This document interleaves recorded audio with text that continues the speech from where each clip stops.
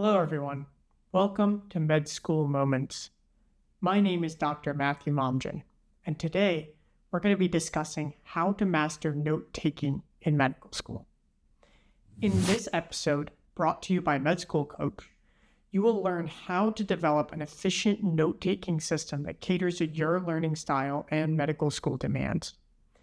You'll discover methods for organizing and reviewing your notes to not only enhance retention, but also your understanding of complex medical topics.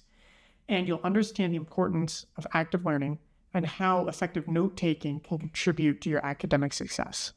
So let's get started.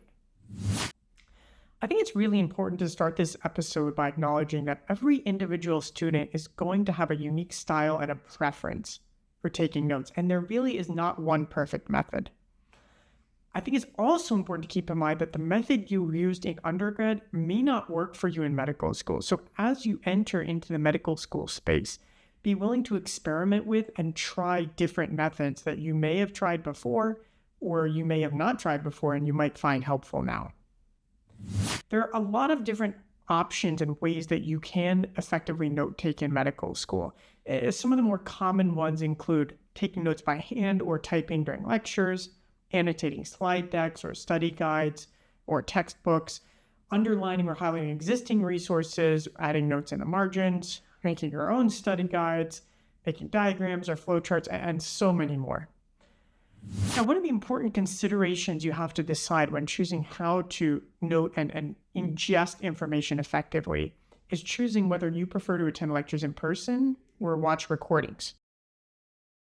One of the things to consider here is that when you're watching a recording, you have the ability to pause the recording, rewind if you don't understand something that was said. This is an advantage of recording and may allow you to take more accurate and detailed notes. But it can also be more time-consuming, and you can get bogged down on the little details and lose time. So the method you take may kind of inform and influence whether you choose to go to lectures in person or watch recordings. Now, it's important to remember that taking notes can be very time-consuming, and when you're going to class, it can somewhat detract from your ability to focus on what the lecturer is saying. So it's important to use your notes sparingly but efficiently.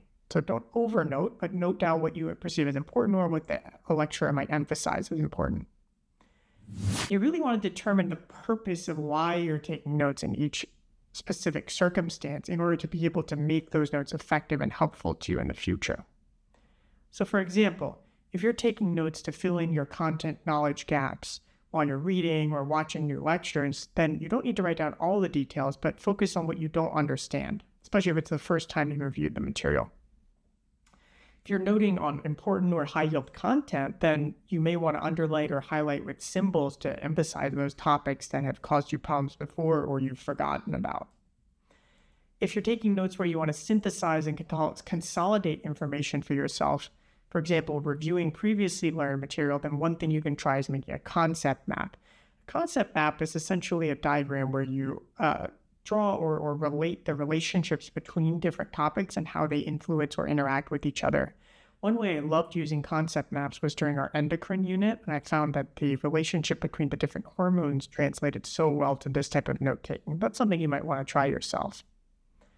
When you're doing these concept maps, sometimes you may even meld into a diagram with arrows and flowcharts to really highlight the way different structures or hormones interact with each other. If your goal for taking note is to prep for an exam, then you can make your own study guide, but I really recommend trying to use something that's already been created by someone else. Try reaching out to your upper class students or online resources, and you can also check out our episode about study strategies for medical students, which goes into more detail about how to find existing study guides. I really think you want to keep in mind that as you're trying these different note-taking systems and figuring out what works for you, you don't want to be taking really long and detailed notes. This is really generally a waste of your time, and there's already so much resources out there about medical school content that making these long, detailed note sets can really result in you falling behind very quickly. So try to keep it to the really important topics and the things that you might feel weak about or you forgot about. Ultimately, like I said, there's no one perfect note-taking system, and your method is going to be different than mine. It's going to be different than your classmates. I think the goal and what I want to impart on you is don't be afraid to try new methods And don't be afraid to try something new, even if something you used to use isn't working for you anymore. Be willing to try out and experiment with different ways for different subjects, different organ systems, and different phases of your medical school career. I'm Dr. Matthew Momjian, and this has been a Med School Moment brought to you by MedSchoolCoach. If you want more personalized advice, scan the QR code on your screen or click the link in the description to book a free consultation with our enrollment team. Your path to becoming a physician is important to us. Take care.